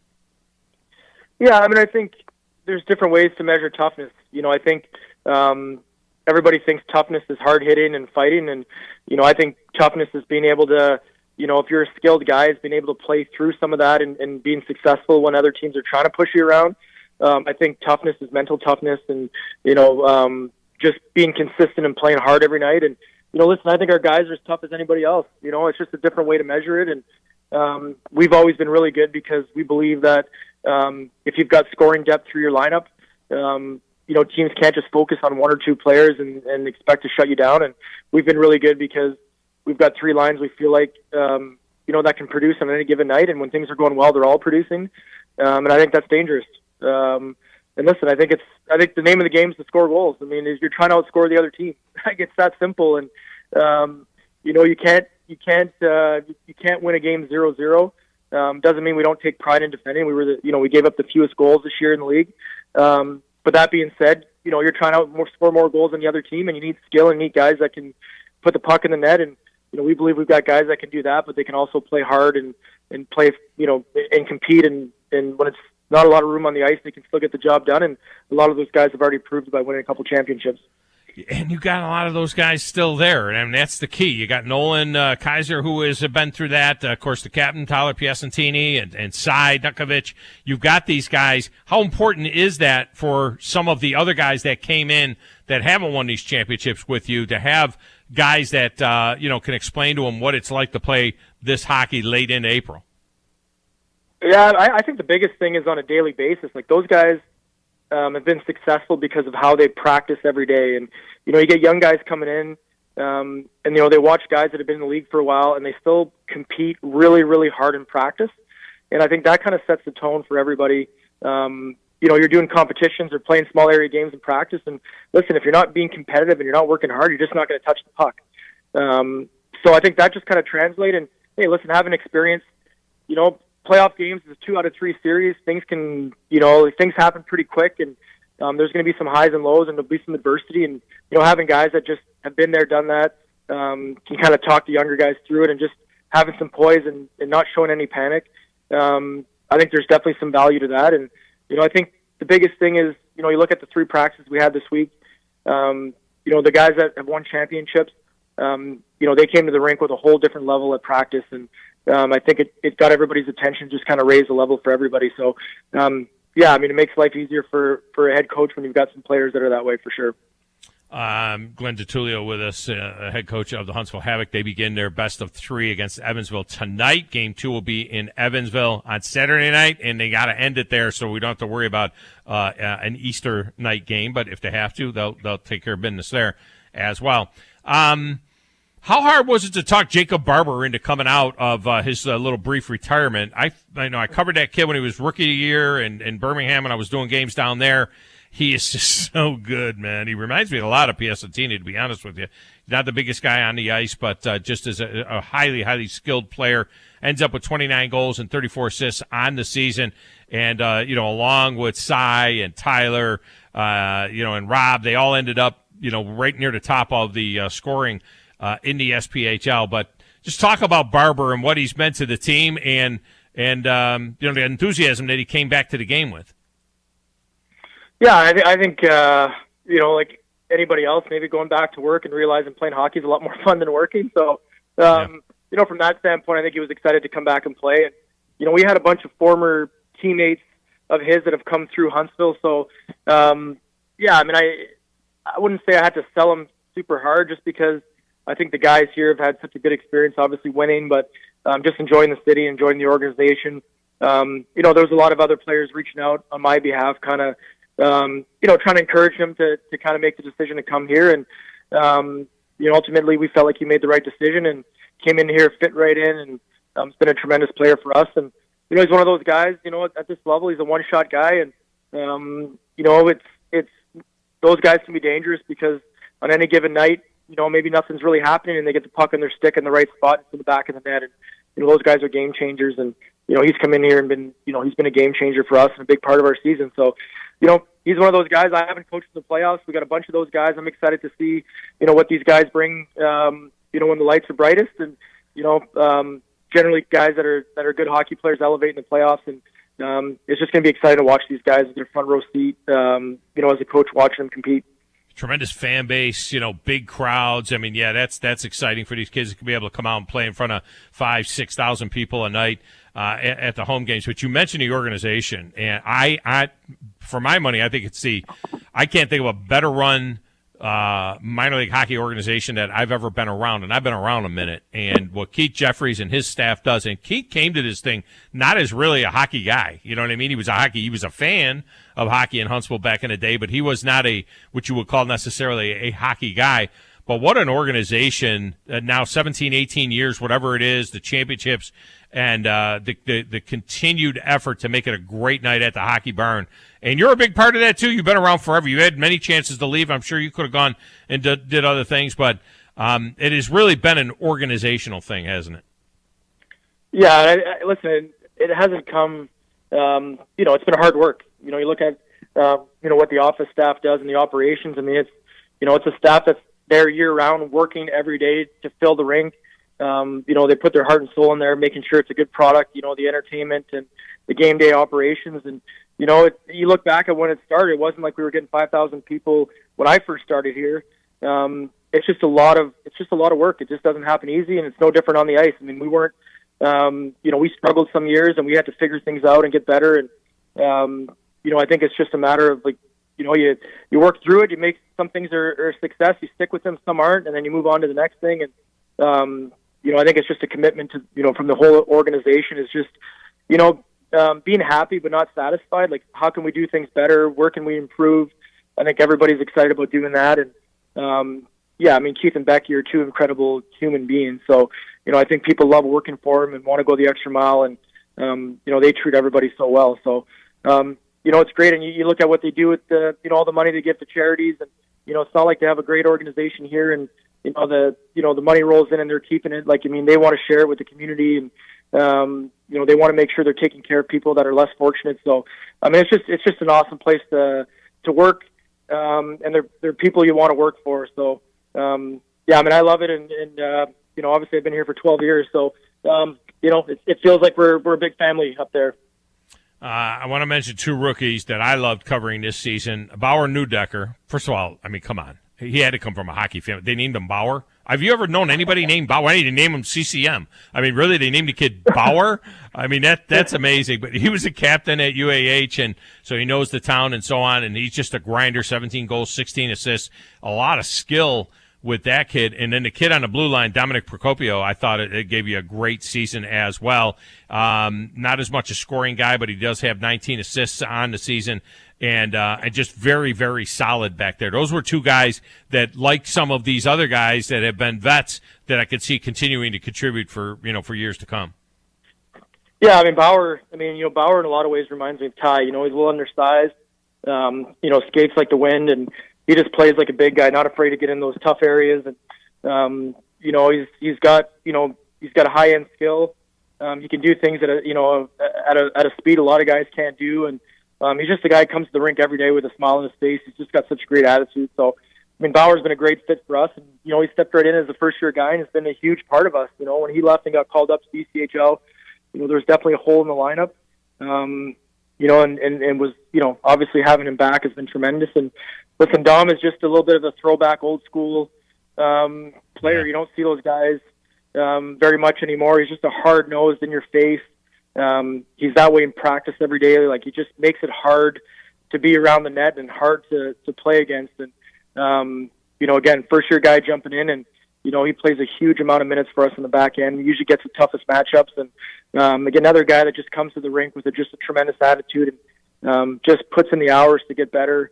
Already got a, tremendous amount of leadership qualities, as a first year guy. So, really lucky that, we landed these two guys and, they've come in and, they're rookies on paper, but they haven't been rookies for us on the ice. So that's been great. Yeah, you did. You had one goal early in the season in a game I was doing where Procopio, Municello, and Reginato were all in on the same. There were just three guys that one had a goal and the other had the two assists. I personally had a good time with that. I really enjoyed that. I had fun with the spaghetti line when those guys got that deal done. And then finally, between the pipes, you lost Max Milosik when he went up. He had a 2.01 goals against. He had experience here. He was outstanding. Did you see this coming out of Hunter Vorva, though? This kid, 1.93 goals against on the season. Great save percentage, over 93, almost 94%. What a pleasant surprise that was. You didn't lose a thing when Hunter Vorva went in there. Yeah, listen, Max was a huge part of, this organization here. He helped us win a championship. And I couldn't be happier for Max. He's one of those guys that he knew, and I always felt like if he got the opportunity at the next level that he was good enough. And, from where he came from, Division III, and, maybe being a little bit undersized, he just wasn't given an opportunity. And, he gave us everything we ever asked for. And I'm just happy that, he finally got an opportunity. He's done really well up there. And, early in the year, Hunter wasn't playing as much as, Max was kind of the veteran guy. But, whenever Hunter went in, man, he was phenomenal. Like, he jumped in, and we just never skipped a beat. So, for us, it was really when Max left, is he able to do it every single night as the number one guy? I think we knew he could do it, but, that was kind of that was the unknown just because, he hasn't been on our team and I hadn't coached him. But the talent was there right from the get-go, and he's been phenomenal. And obviously the numbers speak for themselves, but I think we've been really spoiled where it just feels like every time that, the puck drops, we feel like we've won the goaltending matchup. And, it's hard to explain to people how important that is in the locker room when guys just know that, hey, if I make a mistake, my goaltender's got my back and he's going to make a big save. And it just allows you to play with so much confidence and freedom. And, Forbes has been fantastic. I mean, another guy that just his work ethic's phenomenal. Feels like he's gotten better as the year went on. And another guy excited, it's playoffs, and, goaltending is always going to be, one of the probably top three things in the playoffs that you're going to need. And, we're just excited. We've got, what we think is the best goaltender in the league leading us out tonight. So, we're looking forward to playing in front of him. Max, when he went up to Toledo, they still use his Havoc headshot, which is that scary, eyes open, I look like a serial killer headshot. You know what I mean? It's a little bit spooky, that look up that's on Max's face there. I mean, he looks like he's ready to rip your head off, but he has done well up there. Hunter's going to do great as well. And of course, the action gets started tonight in the playoffs. This is a experienced staff, an experienced team, and getting ready to make a run at another President's Cup. Coach, I wish you the best of luck, man. Go get them, tear them up, and we don't want a game on Easter. Just take care of it in 2. Just get it done there. No, appreciate having me, and we're excited to get rock and rolling. So appreciate me having on the show. All right, man. Appreciate you, Glenn DeTulio. 12 years now. 12 years. I mean, guys don't stay around 12 years. This organization's amazing. Guys don't stay around 12 years. Hell, organizations don't stay around 12 years. They got to be 17, 18 years in. They're probably planning their 20th anniversary patch already. You kidding me? When did I get here? I got here in 2004, and that was the last Channel Cats game. I did the last Channel Cats game, 2004. So their first season was 04-05, the Havoc. It's like 18 years. And it's the best run minor league hockey organization in the country. I mean, bar none. All right, let's get a break. We'll come back. Final segment. Wrap it up next on 97.7 ESPN The Zone.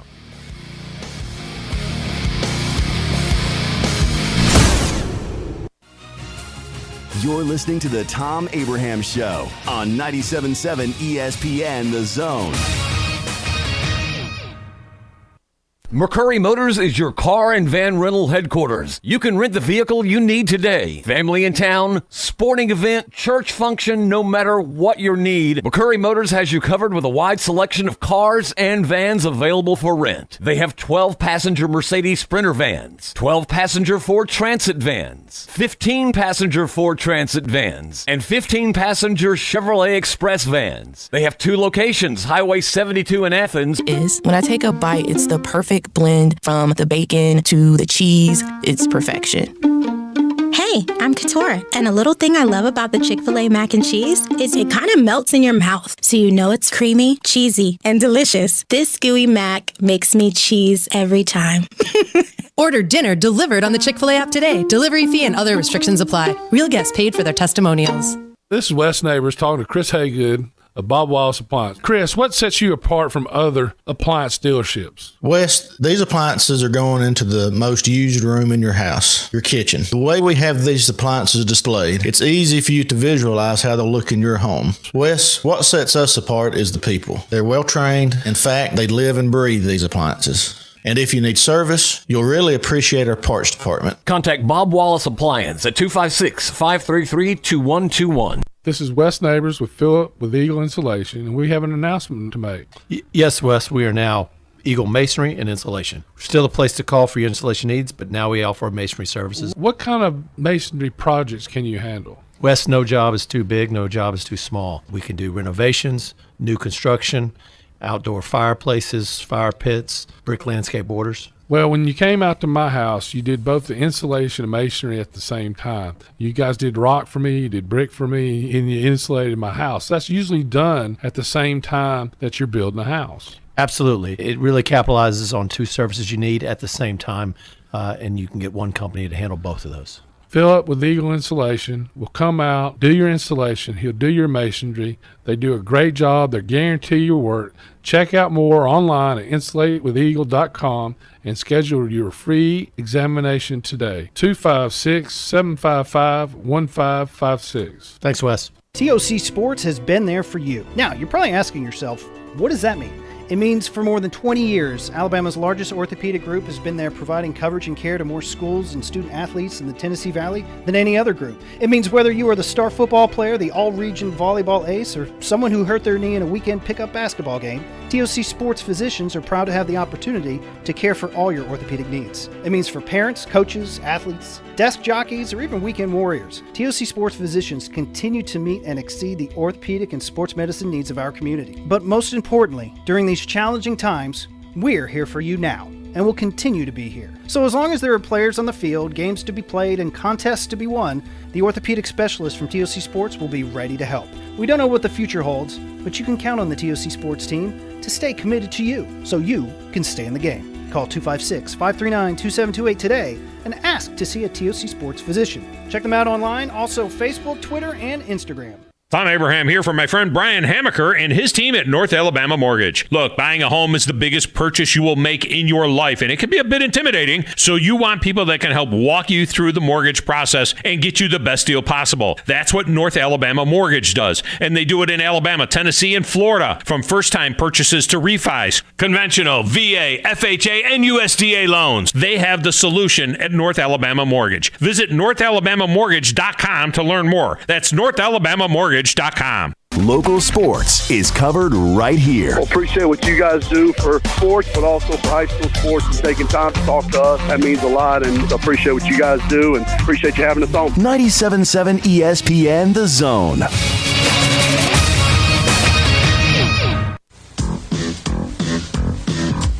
Life is like a hurricane here in Duckburg.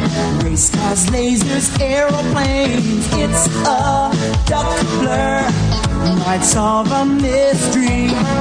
Or rewrite. What is this, Back to Life or something? What is this one? I don't even know this one. Listen to it. DuckTales? DuckTales, baby. DuckTales. What was that? Was that a cartoon? Yeah, oh yeah. Great DuckTales? cartoon. Great cartoon. Never Oh, heard it of was great. Never heard of it. Woody Anderson Ford, by the way, No, for all that's your sad. service needs, it's Woody Anderson Ford. I don't know if they know anything about DuckTales. I know they know something about cars, though, and they can get your vehicle serviced and get it right at Woody Anderson Ford. They'll take care of it for you. Woody Anderson Ford and Woody Anderson of Madison. Sad news coming out of Auburn last night, the passing of former Auburn quarterback Jeff Klein. Klein was a young guy, and he had a very aggressive form of cancer. He'd had some back pain, and basically it turned out that he had cancer in his lower back, and it was this. I can't even say the names of these things, but it was a very aggressive form of cancer. Just kind of heard about it back a week ago, right, when they set up that GoFundMe page. They've raised over $146,000 to help the family, but it was a carcinoma, squamous cell carcinoma. Doesn't matter. We don't know what it is, but it's bad, and it was fast, and it took him. So thoughts and prayers with his family. He was only, 45 years old maybe? 45 years old, something like that. I mean, he started for Auburn in 1999, 2000, somewhere in that area. He gone way too soon. Played for Tommy Tuberville from 99 to 2001. Played 8 games in his first 3 seasons there, and then later backed up Ben Leard and Daniel Cobb, and ended up throwing for 1,137 yards and 7 touchdowns. But he is a guy that will be missed by the Auburn family. So sad to hear about the passing of Jeff Klein. All right, that's going to do it for us today. For now. Coming up next, it's Chuck Oliver's show, then Paul Feinbaum. And then I'll be back with you along with Wes, and Drew is going to come stopping by. We'll be at Baumhauer's, and we got tickets tonight. We're going to give away some tickets tonight to the Huntsville Championship. You got to come by and see me. And we'll hook you up with some tickets to the Huntsville Championship. We'll get you going for the weekend at the Huntsville Championship. Grizz did a great job mixing the show. I'm Thom Abraham. And this is 97.7 ESPN, The Zone.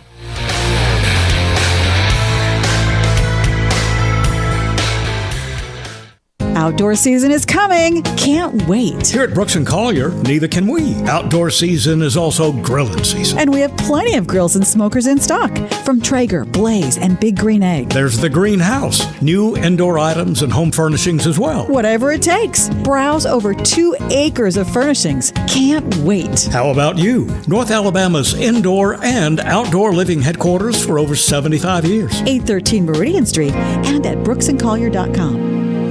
You've got to experience Toyotathon at Bill Penny Toyota. They've got the selection with over 700 new Toyotas to choose from. And they've got the extras with Bill Penny perks and a 10-year unlimited warranty. So get on